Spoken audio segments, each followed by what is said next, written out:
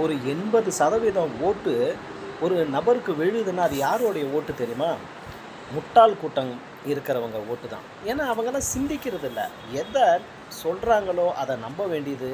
இப்போ எனக்கு அவங்க ஒரு சர்டிஃபிகேட் குடுத்துருவாங்க. என்ன பத்தி எனக்கு தெரியுதோ இல்லையோ, ஆனா என்ன பத்தி நல்லா அந்த முட்டாள் கூட்டத்துக்கு தெரியும். இப்படி தான். அதாவது வாதாட வேண்டியது, போராட வேண்டியது, என்னால அவங்களுக்கு 10 காசு லாபம் உண்டா? இல்லையா? அதெல்லாம் அவங்க சிந்திக்கக்கூடிய நிலையில இருக்க மாட்டாங்க.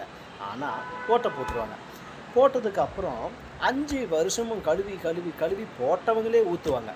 இதுதான் வருஷம் வருஷம் பார்க்கக்கூடிய ஒரு விஷயமா இருக்குது. இப்பயும் அந்த சூழ்நிலை தான். சிந்திக்கிற அளவுக்கு யாரும் இல்ல. படிச்ச மக்களும் தான் சரி. இத நல்லாவே தெரிஞ்சு போச்சு. இந்த காலத்துலயும் எவ்வளவோ முன்னேற்றம் முன்னேற்றம்ன்றாங்க. ஆனா அடி அடிமட்டத்துல முட்டாள் கூட்டம் இருக்குதுன்னு சொன்னா பெரிய விஷயம்.